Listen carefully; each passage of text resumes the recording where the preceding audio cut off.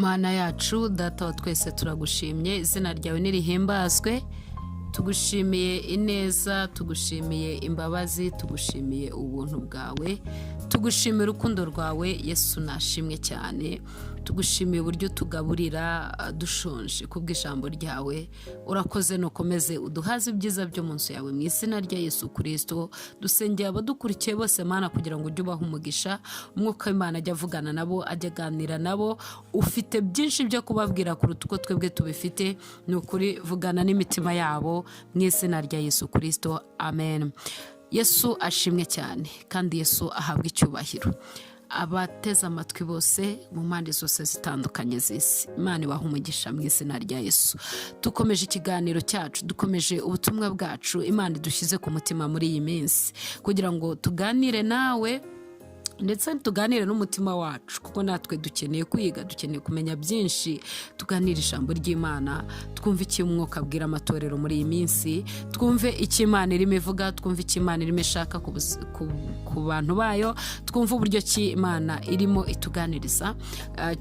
Urugendo rero rwo mu butayu kandi tugarutse kugira ngo turuganireho, kugira ngo Imana ikomeze tugire neza. Iki ni igice cya 5 cy'urugendo rwo mu butayu. Uyu munsi turiga ku rupfu rwo mu butayu, ari rwo turi bwite urupfu rwo mu mwuka. Urupfu rwo mu mwuka rutari urw'umubiri, turavuga urupfu rwo mu mwuka. Twabonye aho twarebaga uburyo ki abayisiraheli bananiwe kumvira Imana no kuyizera. Tubona uburyo ki Imana yirahiriye ikavuga ngo bazashirira mu butayu, bazarangirira mu butayu, ndetse abavukiye muri Egiputa bose bazapfa. Bene data bapfuye urupfu rw'umubiri koko, miliyoni zisaga 2.5 zirapfa zirarangira. Ariko uyu munsi wa none twebwe turaje turebe urupfu rwo mu mwuka, turebe urupfu rwo mu mwuka. Turaza rero kwifashisha igice cya mbere cyo mu Kuva. Mbere yuko tugera kure mu buryo bwo kureba urupfu rwo mu mwuka, turaza kureba amakuru abanza kugira ngo abayisiraheli bahaguruke muri Egiputa. Abayisiraheli twababwiye yuko bwari ubwoko bukomeye cyane mu gihe cyabo bari muri Egiputa, ngo baragwiriye cyane. Farawo arabatinya kandi byari ngombwa ko bagwira, kuko ntibari kujya I Kanani batagwiriye. Imana yacu igira gahunda. Basubiriremo muri make, Imana yabwiye Aburahamu iramubwira ngo nzaguha iki gihugu, nzakugwiza, uzahinduka ubwoko bukomeye. Mbere yuko imuha igihugu iramubwira ngo ubwoko bwawe buzamara imyaka 400 mu gihugu cy'abandi babakoresha uburetwa, ariko nibamara kugwira nzabagarura muri iki gihugu. Rero bagombaga kugwira kugira ngo basubire muri gakondo yabo. Imana ishimwe cyane. Gahunda y'Imana iratangaje, imigambi yayo ni miremire, izi byo yibwira kukugira ntago ari bibi ni byiza, no kugira ngo ikurememo umutima ibyo uzabona hanyuma rero bamaze kugwira, Farawo wundi utaruzi Yosefu yimye abagirira ishyari, arabatinya. Bwari ubwoko ngo butinyitse, arabatinya cyane. Hanyuma yigira inama yo gutuma batagwira. Nashatse ko dutangirira kuri ayo magambo, kuko ndifuza yuko twiga neza urupfu rwo mu mwuka. Mbere yuko bapfira mu butayu, Satani yari yagambiriye kubagirira nabi, Farawo yari yagambiriye kubagirira nabi no kubica ngo batagwira. Hanyuma icyambere Farawo yari yakoze, yagombaga kwica abana b'abahungu bataramenya ko bavutse. Ni ukuvuga ngo umubyeyi nimba byaye abana umubyeyi ataramenya umwana byaye, bagombaga kumwica. Ariko Imana ikorera mu babyaza. Baravuga ngo abaheburayo ni abanyembaraga. Ayo magambo yose muzasoma igice cya mbere cy'igitabo cyo Kuva cya Mose cyitwa Kuva, muzasangamo ayo makuru. Hanyuma barakomeza barabyara. Ababyaza baravuga ati abantu ni abanyembaraga, dusanga babyaye kuko umwuka Imana yarabakoreyemo. Ubwoko bw'Imana bwagombaga kugwira, birumvikana. Farawo rero yarabikoreye iki? Yashaka kwica abana b'abahungu kugira ngo muri Isiraheli abana b'abahungu bose bavutse bapfe. Mu gihe kirekire gishyize kera hazaba hari abasaza gusa, abajeni b'abahungu batagihari. Ubwo abakobwa b'Abayisirahelikazi bazatwarwa n'Abanyegiputa.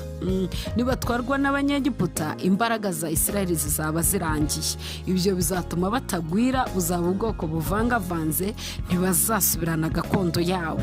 Ariko kuko Imana yacu ari inye gahunda, abo bana baravuka babaho kuko yakoreye mu babyaza. Ibyo rero byari bifite icyo bivuze mu buryo bw'umwuka. Abakristo badafite ijambo nabo hari uburyo bagenda bagwingira, hari uburyo bagenda bagapfa, hari uburyo bagenda kwica abana b'abahungu ni ukugira ngo hatazabaho kororoka mu gihe kiri imbere, hatazabaho kuzamuka k'umubare, abahungu n'abakobwa batazashakana ngo babyare, bazasigarana abakobwa gusa. Satani ajya abikora natangira ahangaho kugira ngo wumve neza urupfu rwo mu mwuka. Satani ajya abikora akima abakristo ijambo, akababuza kumva icyo Imana ibabwira, akababuza kuribabwira cyangwa se akababuza kuryumva neza. Abari babwira ntibariherekeresha imbuto zaryo, ku buryo usanga ijambo ry'Imana rigenda rigira ibibazo mu buryo butandukanye. Hari uburyo bwo kutaryumva, hari uburyo bwo kuryumva ntiwumve ijambo ry'umwimerere, hari uburyo bwo kuryumva noneho ukaryumva ku muntu utari buriherekerezanize ibikorwa by'ijambo ry'Imana. Niko numvise umwuka w'Imana asobanura kuri iki kintu cyo kwica abana b'abahungu. Hari uburyo twumva ijambo ry'Imana ariko tukabura imbuto ku bari tubwiye. Ibyo nabyo bikadindiza abantu mu buryo bw'umwuka. Hari uburyo kandi abantu batarimo bashaka kumva ijambo ry'Imana, kuryumva gusa, wenda ukazanaryumvira ariko wanaryumvise. Ibyo nabyo bidindiza abantu b'Imana. Hari uburyo kandi abaryumva nabo abarifite badafite uburyo bwo kurivuga. Ibyo nabyo bidindiza abantu b'Imana, bidindiza itorero ntirikure, risa n'igihugu kitarimo abahungu, risa n'igihugu kitarimo kivukamo abagabo, ku buryo noneho usanga abakobwa babo barivanze n'abanyegiputa. Ugasanga abantu barivangavanze kubera kutamenya ijambo ry'Imana neza. Ugasanga abantu bagiye hirya no hino, ugasanga abantu ntibazi ukuri, bafite amakuru y'ibinyoma gusa. Ugasanga abantu ntibakira ubwoko bw'umwimerere, bameze nk'abasamariya. Abasamariya bwari ubwoko bwa Isiraheli bwivanze n'andi mahanga, barivanga. Niko muri iyi minsi Satani arimo abigenza. Ijambo ry'Imana ryabaye ingume, arimo ararigira ingume, irindi akarishakira ibintu bituma abantu bataryumva neza, irindi akarishyiriraho ibindi bituma abantu baripinga, kugira ngo abantu b'Imana bivange babure ikibayobora. Abumva ijambo ry'Imana gusa bagapfa kuryumva, ntibakore ibyo ribasaba. Abandi nyine bararyumva ariko bakaryumva ariko ntibakore icyo ribasaba, ntibakore icyo ijambo ry'Imana ryabategetse. Urwo ni urupfu rwo mu mwuka muri iyi minsi rurimo rugaragara. Uko niko Farawo arimo yica Abayisiraheli, uko niko Satani arimo yica itorero. Byose bituma ubwoko bw'Imana budakura mu mwuka, butagwira ngo bagire ibihagije byose, ndetse no kwiyongera ntibikundi. Ibyo bintu mvuze bituma kumva ijambo ry'Imana bidasobanuka. Farawo yari yavuze ngo munyicira abana bose b'abahungu ntibaze kugaragara, kandi bapfe bakivuka. Abantu bapfa bakivuka, mu buryo bw'umwuka bapfe bakivuka. Ibyo rero Satani arabikoresha muri iyi minsi kugira ngo abantu b'Imana babeho badafite ibihagije rwose, bajarajara, baterwa umuraba hirya no hino, bava aha bajya ahangaha. Abantu b'Imana babuze ijambo rihamye, arava hakajya hariya, arirukanka aho bamubwiye ajyayo, abamubeshye ntabimenya, abantu abamukoreye ibitari byiza ntabyumva, ntazi icyo gukora, arazenguruka hirya no hino.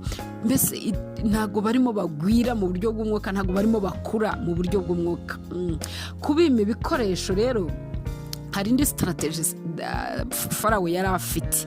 Iya kabiri, yabimaga ibikoresho akabasaba umubare w'amatafari bari bukora uwo munsi. Yabimaga ibikoresho akavuga ati noneho rero mbimye ibikoresho muze kuzana umubare w'amatafari.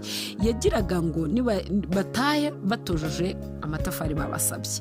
Nibagera mu rugo nuko kujagarara ko umutima niyo stress kome cyane ntago twujuje ibisabwa, kandi noneho bakabikora inkoni za Farawo zibari hejuru, bakabikora babakubita nta bikoresho babahaye kandi bakabategeka urazana umubare w'amatafari ya nayo.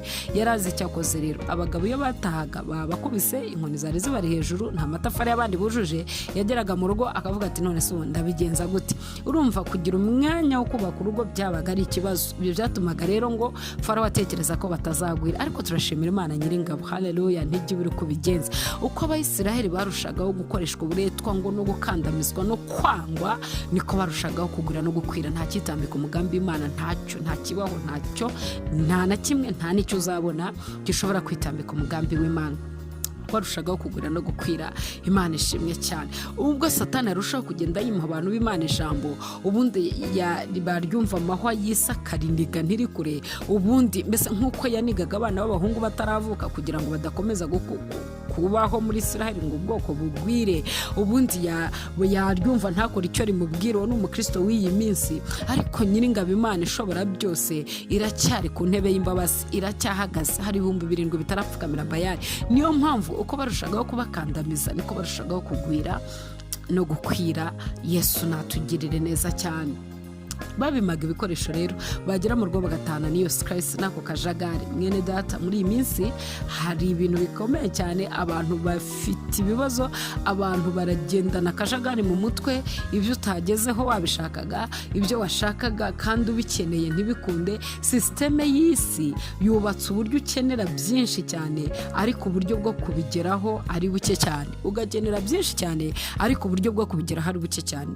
Ugakenera kuba ahantu hameze ukuntu, ariko uburyo bwo kuhagera ari buke cyane. Ugakenera ko abana bawe biga mu buryo ubu n'ubu, ariko uburyo bwo kubigeraho ari buke cyane. Ugakenera kubaho mu buryo butandukanye, ariko uburyo bwo kubigeraho ari buke cyane. Ibyo rero bituma uhorana ibintu bituzuye muri wowe.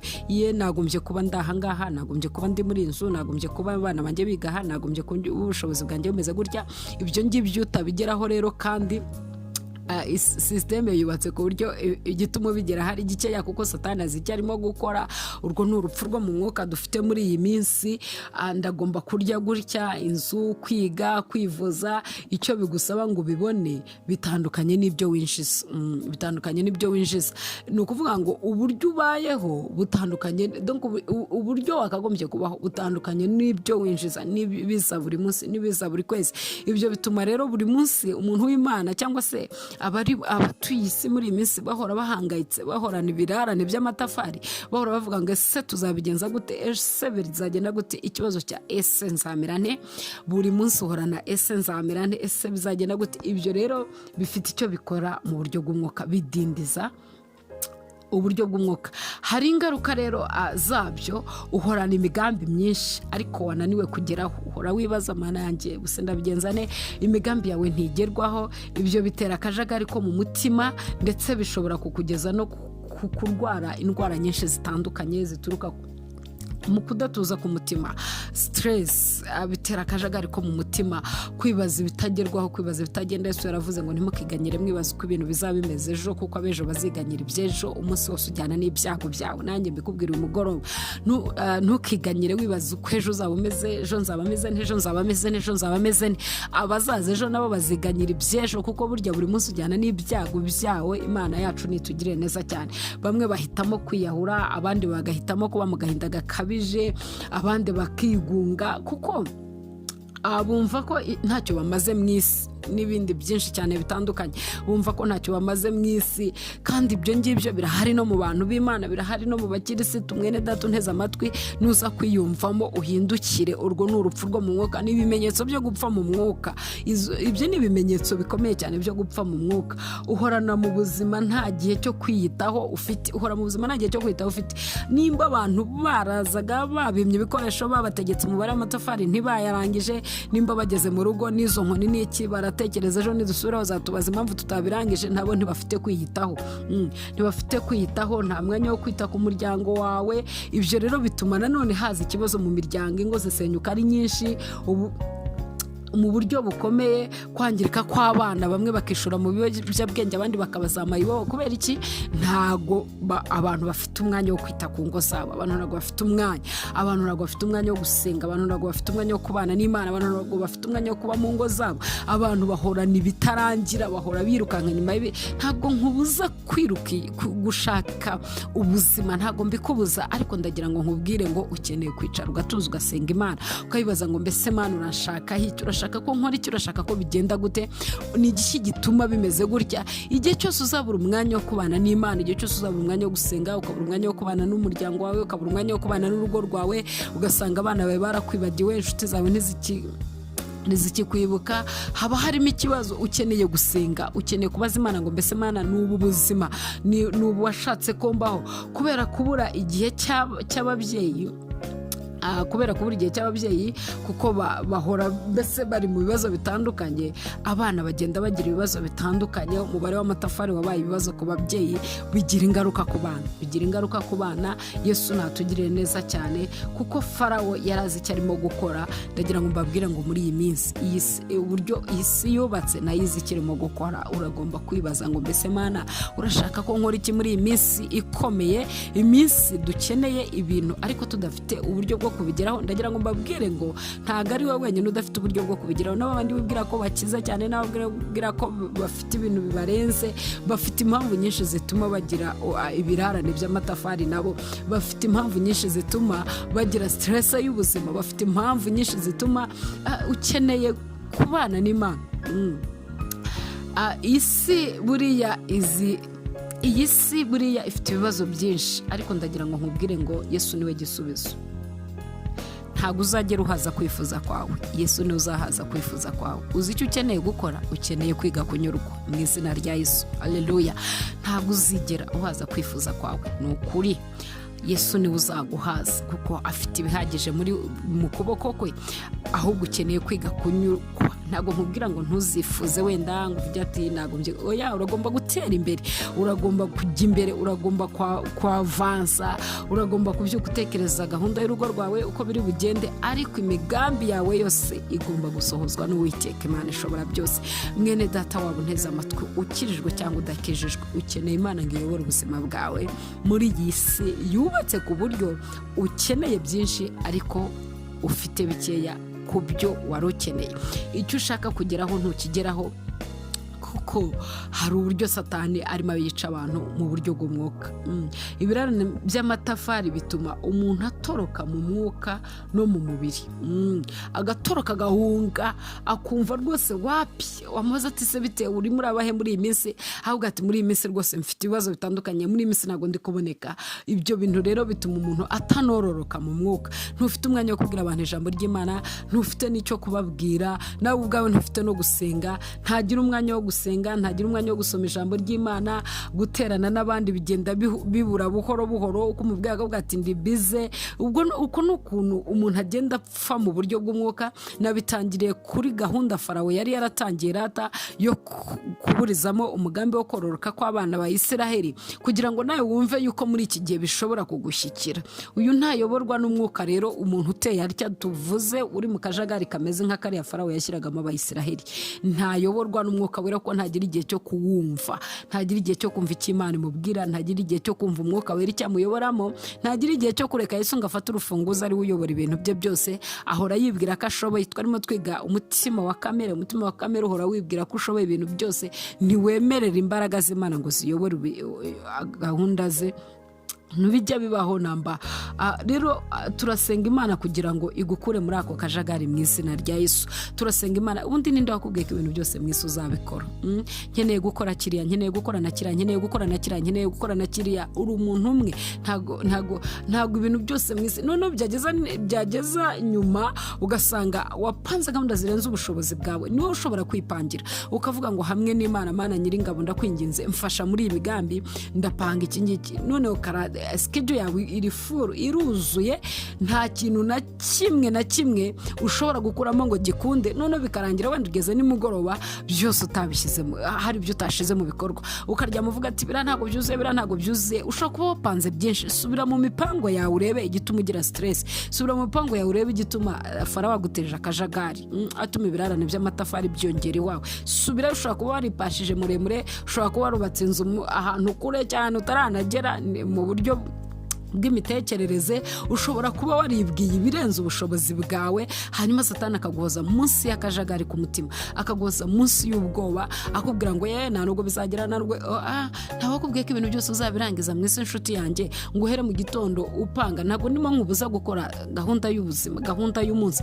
ariko ndakugira inama yo gukora ibijyanye n'ubushobozi bwawe, ugakora ibyo ushobora, hanyuma ibyo udashobora Imana yirabishoboye mu izina rya Yesu Kristo. Ntuzapange ibirenze ibyo ubushobozi bwawe bushobora kugeraho, hanyuma ngo nurangiza nugera nimugoroba ubonye bitagezweho nabwo wongeraho no guhangayika. Nubona bitagezweho kuko ubushobozi bwawe bwananiwe, ujye ubwira Imana ngo ahabwananiwe, ariko urashoboye, ejo gushoboze, wige gukorana nayo, wige kubana nayo, wige kugendana nayo, niho wipangira gahunda z'ubuzima bwawe, wiguma mu kajagari k'ibintu bidashoboka, wiguma mu kajagari k'ibintu senga Imana ikoriente, senga Imana ikubwira icyo gukora mu izina rya Yesu. Imana yacu nishimwe cyane.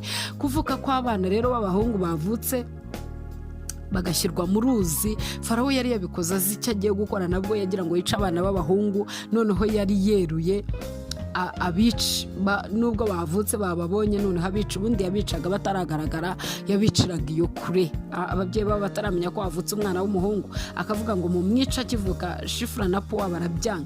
Ariko hari igihe kibaho noneho icyageze igihe arerura, aravuga ati oya noneho ni mu bici. Satani hari igihe yerura ku mugaragaro akica abantu b'Imana mu buryo bw'umwuka bufatika. Ijambo ry'Imana ni ukuri ridushoboze kumva neza icyo Imana irimo ishaka kukubwira. Strategy Satani akoresha iyo abona wavutse, nta kindi yakora wamaze kubyarwa n'ijambo, ariko nawe ntuzarenga ubwana. Hari uburyo Satani akoramo. Amaze kubona ko wavutse, amaze kubona ko wabyawe n'ijambo, amaze kubona ko wavutse ubwa kabiri, uzi icyo akora? Arakugwingiza. Iyo urangaye arakugwingiza, ukaba ingwingire, ukagira ibibazo by'imirire mibi, ukagira ibimenyetso by'imirire mibi, ukarwara bwaki mu buryo bw'umwuka, ntutere imbere. Yarabafataga akabajugunya muri Nili, ingona zikabarya. Hari abakristo benshi Satani arimo yica, yego baravutse ubwa kabiri, ariko baragwingira, arabica, abica bamaze kugaragara rwose bavutse, ariko arabica agatuma nyine ingona zikurya, akakujugunya muri Nile, nyine ingona zikakurya mu buryo bw'umwuka, agushakira ibikuniga ugapfa ukiri muto, amazi akakuniga y'uruzi, ugapfa ukiri muto, ugapfa utarangije urugendo rwawe, atuma udakura mu mwuka, ugapfira mu bwana, ibibazo, imyambi y'ibyaha ya bene so, atuma utonka amashereka aho uvuka. Ibintu ni byinshi bene data, turi mu rupfu rwo mu mwuka. Nabitangiriye kure kugira ngo byumve neza, turi mu rupfu rwo mu mwuka. Umaze kuvuka akujugunya muri Nili, ntatumye ijambo ry'Imana rigukuza, uradindiye, ugize ibimenyetso by'imirire mibi, utangiye kurwara bwaki. Hari abantu barwaye bwaki uburyo bw'umwuka, bananiwe gukura. Ni ukuri Pawulo yaravuze ngo nicyo gituma tutabagaburira ibikomeye kuko mukiri abana bo kuramiswa amata. Hari abantu bagwingiye kubona umuntu mukuru arimo anywa kigozi cyangwa serelake, ujye umenya ngo arya serelake, ujye umenya ngo yaragwingiye. Abantu baragwingiye mu buryo bw'umwuka. Farawo yarabicaga bakiri abana akabajugunya muri Nile. Satani nayo iyo strategy arayifite muri iki gihe cya none mu itorero mu buryo bw'umwuka. Muri uru rugendo turimo tujya mu gihugu cy'isezerano, afite uburyo arimo yica abantu mu buryo bw'umwuka, akabadindiza, agatuma badakura, bagateraganywa n'imiraba n'imiyaga y'inyigisho z'ubuyobe, bakava bakajya aha bakajugunyangwa, mbese bagahuhwa n'umuyaga, mbese bakazerera mu ruzi rwa Nili, bareba nabi ingona zikabariramo. Yesu natugirire neza cyane, ariko turashima Imana. Aho niho Mose yavutse, Imana iramukomeza. Nubwo turi muri uwo muyaga umeze utyo, Satani arimo akoresha umuyaga umeze utyo gufata abana bajugunya muri Nili ngo amazi abajyane cyangwa ingona zibarye, ariko turashima Imana ko aho ngaho ariho Mose yavutse. Umugambi w'Imana uracyakomeye ku buzima bw'abana b'Imana. Yesu nashimwe cyane. Hanyuma ikindi, kujugunya abana mu ruzi rwa Nili ni nko kubakura ku babyeyi mu buryo bw'umwuka. Ari cyo bivuze, atuma utonka amashereka yaho uvuka. Itorero ryagombaga kukurera, rimwe na rimwe ukariburamo ibikwiye, ugasanga rimwe na rimwe ntifite uburyo buhagije bwo kurera bavutse. Ikindi ntirishoboye no kubarera, barabyara ariko ntibashoboye kurera. Uzarebe abana bavutse muri ubwo buryo, bamwe bajya mu muhanda, abandi bagahitamo kwanga iwabo. Abo nabo babaho mu buryo bw'umwuka wera. Urwo ni urupfu n'ibimenyetso by'urupfu rwo mu mwuka. Ndagira ngo nkubwire ngo nubyiyumvamo ukeneye kumva, ese wonse amashereka yahe? Ese barakonyeje basi? Cyangwa waravutse uragenda utonse ubu mwana utigeze wonka? Kuko konka nabyo ni ikindi mu bisanzwe by'umubiri. Konka bifite icyo bivuze. Umwana utonse agenda arwana indwara zitandukanye, indwara zibazo. Ushobora gusanga indwara ufite mu mwuka ufite uyu munsi nuko utagize mama na papa we bo mu mwuka. Ntago watojwe, ntago wigishijwe, ntago warezwe. Niyo mpamvu wigize ikintu, wigira ikigenge, urikakaza. Abana batarezwe niko bamera, uvuga uko ushaka, wumva uko ushaka.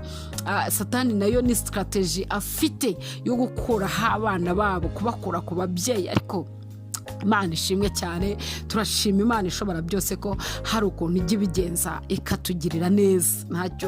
Itorero ntacyo rishobora kuba rifite ngo rikonse, ugasanga wishwe n'akavukire yaho uvuka, aho wavukiye mu rugo rubi. Ariko n'umuntu avukira mu rugo rubi no mu by'umwuka, hari ukuntu ushobora ukavuka wakira agakiza, ariko ukabura uburere, ukabura abakurera. Ndagira ngo ninginge bene data banteze amatwi, ndabinginze n'ukuri, mwegere inshuti zanyu, mwegere abavandimwe. Uru rugendo turugendana hamwe, urugendo n'urwo mu mwuka. Imana idufashe cyane. Hanyuma Mose arerwa na nyina. Haleluya. Naringe zangira ngo nkubwire ngo rero, nubwo bimeze gutyo, nubwo bikomeye, nubwo biruhishe, nubwo hari urwo rupfu rwo mu mwuka n'ibyo bimenyetso, ariko hari abantu barerwa na ba nyina. Turashima Imana cyane. Mose yarezwe na nyina, Mose yonkejwe na nyina nyuma yuko atoragwe n'umukobwa wa Farawo. Hanyuma mushiki we aravuze ati, se nkuzanira umurera, amushyira nyina aramwonsa. Hanyuma nicyo cyateye Mose kuvuga ngo okay, ndakuze, ariko kuba kwa Farawo ntabwo nabinganya n'ubwoko bwanjye. Yari yararezwe n'amashereka y'iwabo, yarazi iki iwabo bivuze, yarazi iki umuheburayo bivuze. Iyo ahaguruka akagenda akajya muri Egiputa akiri uruhinja ruri mu gatebo, ntabwo yari kuzamenya amakuru y'iwabo. Ariko ngo yonke amashereka y'abaheburayo kazi, hanyuma bamubwire n'amakuru, urumva biva hasi. Ahaguruka avuga ati, no, ntabwo nkwiriye kwitwa umwana w'umukobwa wa Farawo, ndagomba gusubira iwacu muri gakondo. Biterwa n'ibyo wonse, biterwa n'aho wabaye, biterwa n'abakurize.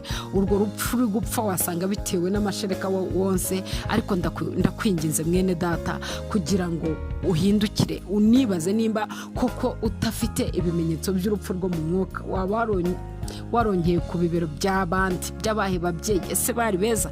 Ese bari babi? Nabagusubizaga inyuma, cyangwa nabakubwiraga ngo komera? Nabagucaga intege, cyangwa nabakubwiraga ngo uri umunyembaraga? Nabakubwiraga ngo ntuzashobora, cyangwa nabakutegaga iminsi? Ari ukuntu umuntu akizwa, abantu bakamutega iminsi, bakamubwira ngo tuzaba tureba akazakizwa. Wakizwa uri urubyiruko, bavuga ati ntago akiza ku rubyiruko. Wakizwa uri umubyeyi, ati tuzatureba akarwubakana n'ako gakiza. Rero biterwa. Ariko nubwo ufite indwara zituruka ku mirire mibi, ufite kugwingira kubera aho wonse umubyeyi wakonyeje, ndagira ngo nkubwire ngo hari Imana ishobora byose. Haleluya. Imana yaduhetse ku mugongo, iratwonsa, iduha amashereka y'umwimerere. Yesu nashimwe cyane. Abo bana rero twabivuzeho bakura badafite indero, bakura bafite ibibazo bitandukanye. Urwo ni urupfu rwo mu mwuka. Satani arimo yica abantu muri iyi minsi. Satani yagerageje kwica itorero mu gihe cyabanjije, arabica abantu b'Imana, arabica intumwa, arabica abahanuzi, arabica biragaragara. Ariko uko yabicaga akarushaho kuvuka abantu benshi cyane, akarushaho kuvuka abakristo batandukanye. Hanyuma abonye yuko bimeze gutyo, yigira inama, aravuga ati, noneho rero ubwo ndi kumwe nica abantu bagapfa, abandi bakavuka, ngiye kwica itorero mu buryo bw'umwuka. Itorero ripfa mu buryo bw'umwuka, abantu ntibamenye ibyo ari byo. ndagira ngo nkubwire mwene data niwumva iyi nyigisho wisuzume urebe nimba koko nta kibazo ufite mu rugendo rwawe, wisuzume neza. Ese ufite ababyeyi bo mu mwuka? Niba ntabo, hari ibyiringiro by'uko Imana yaguha amateka mashya ndetse n'umuryango mushya mu izina rya Yesu. So ufite ababyeyi bakorera mu mwuka, ese koko urabakeneye? Nimba ntabo rero, Imana yaguha umuryango mushya mu izina rya Yesu. Yibwire ngo Mana mpuza n'abantu b'ingirakamaro. Erega muri uru rugendo, umwe ni wavuze ngo hari abaza bagusubiza inyuma, hari n'abaza baguha imbaraga. Uragomba kumenya n'abo bana nabo, hari abaza bakuzamura, hari abaza bakumanura, hari abaza bakubaza nimba bishoboka, hari abaza bakubwira ko bishoboye, hari abo wabwira kuri gukora umurimo runaka bakavuga ati ntabwo uzabishobora, hari abo babwira bakavuga ati rata courage, gerageza uzagera iyo ujya. So rero hari abishe b'amasezerano, hari abicanye b'isezerano ry'aho tujya, ariko hari n'abarishyigikira. Hanyuma rero Imana yaguhuza n'abagushyigikira muri uru rugendo. Imana yaguhuza n'inshuti nziza.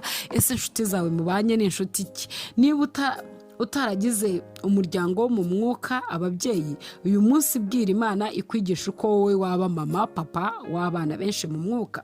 Yesu azagutoza nk'uko atoza abandi. Imana ishimwe cyane. Nimba wowe wumva cyarabaye igikomere, ukaba utaragize umubyeyi, umupapa wo mu mwuka, umumama wo mu mwuka, gerageza nawe urebe uburyo ki watoza abandi bana, wababera papa, wababera Pawulo. Mose arerwa na mama we, aramwonsa, abona kumuha umukobwa wa Farawo.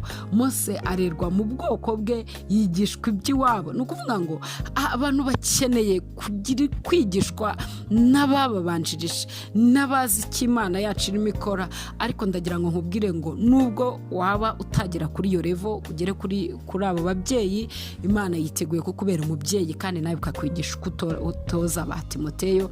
Imana ni ishimwe cyane.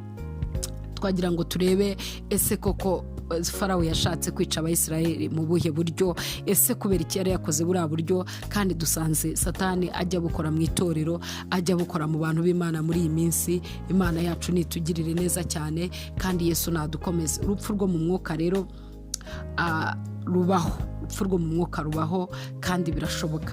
Mbese Yesu agiye kujya mu ijuru, abigishwa bamaze kubona umwuka wera, batangiye umurimo, nyuma barapfa cyane. Twabivuzeho, baratangiye ariko barapfa ariko ntibapfa mu mwuka, kuko Satani yabicaga mu buryo bugaragara bahura izina rya Kristo. Ntago bapfaga mu mwuka, yabicaga mu buryo busanzwe, akica imibiri yabo. Bamwe yabaciye imitwe, abandi barababamba bacuritse ba Petero, abandi barabatwika, abandi babaha inyamaswa. Ariko Satani yasanze ko iyo strategy atakomeza kuyikora, ituma itorero ryunguka, rizamuka, ryuzura n'umwuka wera, ahitamo kwica itorero mu buryo bumwe n'ubundi, cyane mu byo tumaze kuvuga. Itorero rero tugiye kurebaho urugero n'itorero rya Laodikiya, muzarisanga mu Byahishuwe igice cya 3 umurongo wa 14 kugeza kwa 18. Laodikiya ryari itorero ngo bibwiraga ko bakize cyane, ryari itorero ryibwira ko rikize. Hanyuma Yesu aritumaho, aravuga ngo ni itorero ridakonje kandi ntiribiri. Bavuga ko ari abakire ariko ni abatindi bo kubabarirwa. Bavuga ko bareba ariko ari impumyi. Bavuga ko bambaye ariko bambaye ubusa. Iryo ni ryo torero, ngo ryari itorero rifite umujyi ukize cyane, ariko nyine kandi ngo rifite abaganga, yari centre y'ubuvuzi. Yesu abarebye aravuga ati ubukire bwawo ni ubutindi, kandi kureba kwabo ni uguhuma. Bavuga ko bambaye ariko bambaye ubusa. Abagira inama rero kugura izahabu yatunganijwe mu ruganda, babona uko baba abatunzi. Imana ishimwe cyane. Reka nsobanure gato kuri iki kintu. Yesu yabagira inama yo kugura izahabu yatunganijwe mu ruganda. Wemera Imana iguhindure mu izina rya Yesu. Wemera Imana iguhindure mwene data. Ibyagiye bikubaho byose, aho Satani yagiye kudindiza, aho yagiye kwica mu buryo bw'umwuka wera, aho yagiye guha indwara zitandukanye. Hari ukuntu umuntu abana virusi mu buryo bw'umwuka wera, akajya agenda agaragaza akamenyetso kamwe, agenda agaragaza akamenyetso kamwe, igihe kikazagera kamuhitana, akabana virusi y'icyaha, akajya agenda agaragaza akamenyetso kamwe, ejo akagaragaza akamenyetso kamwe, wajya kubona ukabona areruye, kubera kugenda apfa mu mwuka.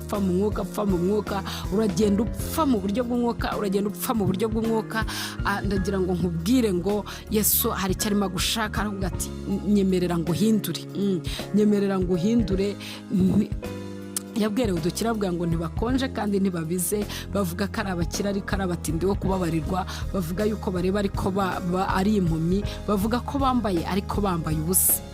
Aravuga ngo inama nabagira ni mungureho izahabu bitunganijwe mu ruganda, ni munyemerere mbatunganye, ni munyemerere mbahindure, ni munyemerere mbagire ibikoresho byanjye. Reka Yesu agukuremo inkamba zose, akumaremo ibimenyetso by'urupfu rwo mu mwuka, akumaremo ibimenyetso by'izo ndwara ziganisha mu rupfu rwo mu mwuka, mwene data azimaremo mu izina rya Yesu Kristo. Uhinduke icyaremwe gishya gitunganijwe neza cyanyujijwe mu ruganda. Aba ngo mungureho izahabu. Ijambo ry'Imana ni ijambo rikomeye cyane, rirakweza rikagutyaza rikagutunganya.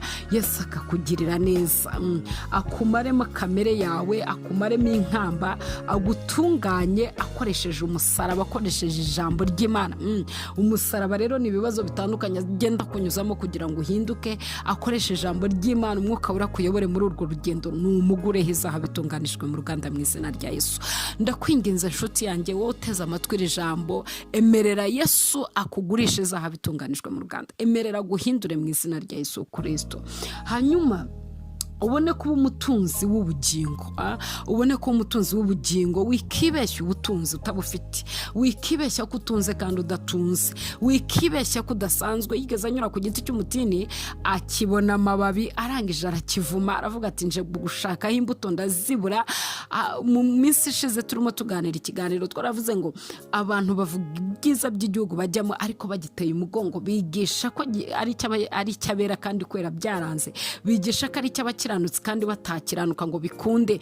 Abantu bafite amakuru meza y'igihugu ariko bagiteye umugongo. Emerera Yesu aguhindure, emerera Yesu aguhe ubutunzi, utunga ubugingo, utunga umwuka wera, utunga impano ze, utunga imbuto zawo. Yesu nashimwe cyane. Yesu nahindura ubutunzi wari ufite mu izina rya Yesu tubahishaga Imana. Yesu nahindura ubutunzi wari ufite Farawo yari yarakoresheje kugira ngo akwice mu buryo bw'umwuka wera, Satani yari yarakoresheje kugira ngo akwice mu buryo bw'umwuka. Nabuhindura aguhe umwuka wera mu izina rya Yesu, aguhe impano ziwe, aguhe imbuto ze uzere. Nimba ufite uzera imbuto z'umwuka, Imana yacu ni guhindurire kariyeri, ni guhindura uruwuriwe, ni kureme bushyashya. Imana ihabwe icyubahiro. Ugura imyenda yera kugira ngo wambike isoni z'ubwambure bwawe. Imana ikwejesha amaraso ya Yesu Kristo, wambare gukiranuka. Yesu nashimwe. Ugura imyenda yera kugira ngo wambike isoni z'ubwambure bwawe. Yesu natugire neza cyane. Dukwiriye kwambara intwaro zose z'umwuka wera kugira ngo tubashe kuzimya imyambi ya wa mwanzi. Niwambara ubusa azakurasa guhamye akwice. Uragomba kwambara kwizera, uragomba kwambara agakiza nk'ingofero, uragomba kwambara gukiranuka nk'icyuma gikingira igituza, uragomba kwambara kwizera nk'ingabo, uragomba gukenyera umukandara w'ukuri, uragomba gukwita inkweto arizo gakiza ari zo butumwa bw'amahoro kwiteguza, uragomba gutwara inkota ityaye ryo jambo ry'Imana. Yesu arashaka ngo umugureho imyenda yera kugira ngo wambike isoni z'ubwambure bwawe mu izina rya Yesu. Ese izi ntwaro z'umwuka wera urazambaye? Ese urazifite? Ese koko urumva uri muzima? Urumva wuzuye mu buryo bw'umwuka wera? Arashaka ko wambara ukaba muzima, ugahumeka umwuka wera, ukera imbuto zawo mu izina rya Yesu Kristo. Imana itugire neza cyane. Ugira umwete wo kwihana, kuko nutihana uzaba intumbi yo mu rugendo. Uzagwiza intumbi zawe mu butayu. Sarudi naryo ryari itorero mu gice cya 3 yereye ku murongo wa mbere. Yesu yatumye aravuga ngo ufite izina ry'ukuriho. Turi kuvuga mu Byahishuwe igice cya 3 umurongo wa mbere. Ufite izina ry'ukuriho ariko uri intumbi. Mu buryo bw'umwuka rero twarebye uyu munsi ku ijambo rivuga ngo urupfu rwo mu mwuka. Urupfu rwo mu mwuka rurakomeye cyane. Urupfu rwo mu mwuka rurakomeye. Ndagira ngo mbibutse ko wavutse rimwe apfa kabiri, ariko wavutse kabiri apfa rimwe. Yesu natugirire neza cyane. Wavutse bisanzwe akabyarwa n'umugabo n'umugore, ntashake kuvuka ubwa kabiri, azapfa urupfu rw'iteka ryose. Ariko wavutse akabyarwa n'umugabo n'umugore, akongera akavuka ubwa kabiri, nk'uko Nikodemu bamubwiye arimo abaza ngo mbese nasubira mu nda mama nkongera nkavuka, akongera akavuka ubwa kabiri, ntazapfa urupfu rw'iteka, azimana n'Imana mu ijuru. Yesu nadufashe cyane. Sarudi rero baramubwiye ngo uri intumbi, abakristo bababwiye ngo uri intumbi. aravuga ngo komeza ibisigaye bigiye gupfa. Ndagira ngo nanjye nkubwire muri aya masaha ukomeze ibisigaye bigiye gupfa. Nta mirimo mwakoze, niko yababwiye rwose imbere y'Imana yanjye, ntago mwagerageje. Ibuka ibyo wakiriye, ibyo wumvise, ibuka uko wahamagawe, ibuka uko Uwiteka yabanye nawe. Nawe mwene data utarakizwa, Yesu aragushaka, kubera ko ushobora kuba ufite urupfu rukomeye cyane imbere yawe, kuko kudakizwa kutakira Yesu Kristo ni urupfu rw'iteka. Iyo utamwakiriye uzapfa urupfu rw'iteka. Yesu nakugire neza, niwe nzira y'ukuri n'ubugingo, nta bujya kwa data atamujyanye. Ibuka ibyo wakiriye, ibyo wumvise, uko wahamagawe. Imana ivugana nawe, wihane kugira ngo utazatungurwa nk'uko umujura atungura nyir'inzu. Mwene data nshuti yanjye, urupfu rwo mu mwuka ndetse rukomeye cyane. Yesu aravuze ngo hindukira, nuze agushumbushe, aguhe ubugingo buhoraho, akugirire neza. Yesu yaravuze ngo abavuga ngo mwami mwami sibo bazajya mu ijuru, keretse abakora ibyo data wa twese ashaka. Abigisha, abavuga ngo mana mana, mbese ntago kuba ndimo mbabwira ijambo ry'Imana ari byo bimpesha perimi yo kujya mu ijuru, ari byo bimpesha uburenganzira bwo kujya mu ijuru, kuko ndagira ngo mbabwire ngo imirimo izankurikira. Umwuka yaravuze ngo ye baze baruhuke imiruho n'imihati, kandi imirimo yabo izibaherekeje. Imirimo izankurikira, ntago ari njye nzakurikira imirimo. Kuvuga ngo mwami mwami, kubyigisha abandi, nshobora kuba icyapa kiyobora umugenzi. Isuzume. Yesu ati muzabamenyera ku mbuto zabo. Abantu bafite urupfu rwo mu mwuka bagenda bagaragaza ibimenyetso by'urupfu.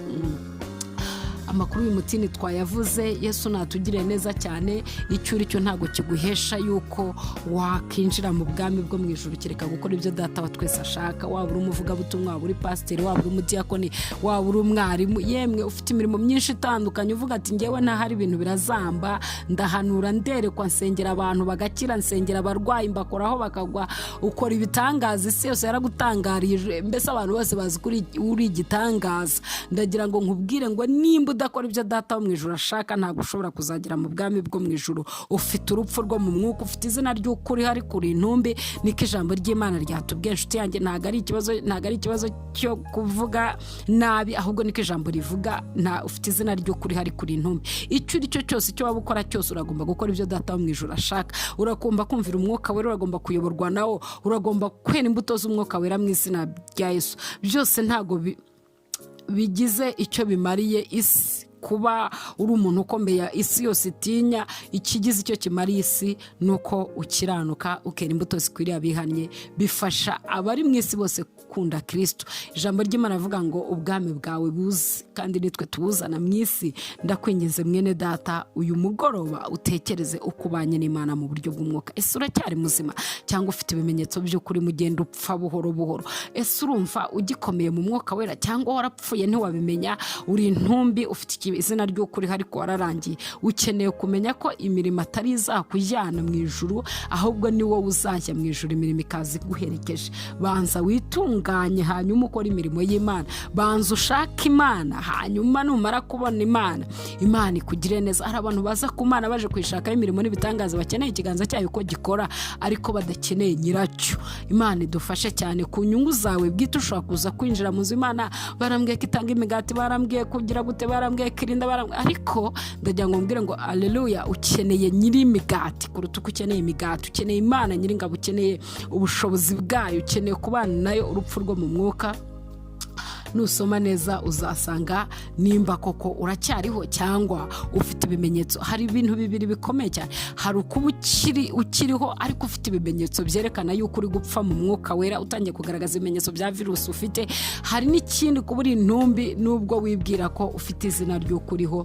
Imana nitugiriye neza cyane. Yesu nadufashe, mwami Imana nadukomeze. Ndagusengera nanjye usengere kugira ngo tuzagire amahoro mu izina rya Yesu. Tuzagire intumbi zacu zitaguye mu tutaguye mu butayu, tuzabashe kugira mu gihugu cy'i Kanani. Nubwo bikomeye, nubwo bigoye, ariko muri Kristo Yesu biroroshye. Yesu Kristo yarapfuye kugira ngo aduheshe ubugingo. Turakomera muri we rero, turwana urugamba atari urw'umubiri. Kristo niwe uturangaje imbere.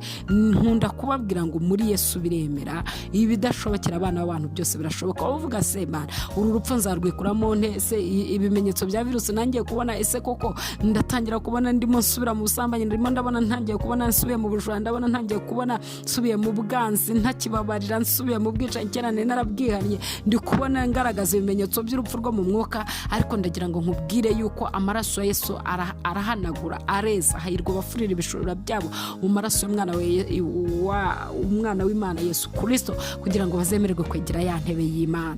Rero amaraso Yesu arahari ngakweza, gutunganya, gusubize mu nzira. Hanyuma buri munsi turezwa. Muri imbyino waririmbye aravuga ngo mpisemo guhora nkizwa nkashingwa mu gakiza ke, sinzava mu gakiza ke. Yesu nakuzure mu izina rya Yesu. Nimba kandi utaragera no mu gihe cyo gupfa, Yesu nagukomereza amaboko, nakurwanire, nakurinda urupfu rwo mu mwuka. Ubu butayu ntuzabugwemo. Kristo Yesu ari kumwe nawe mu izina rya Yesu Kristo. Urakoze, amen. Mana ushimwe kubanye natwe kandi urakoze kuturengeye. Icyubahiro nigikomeze kuba cyawe ni mu izina rya Yesu, amen.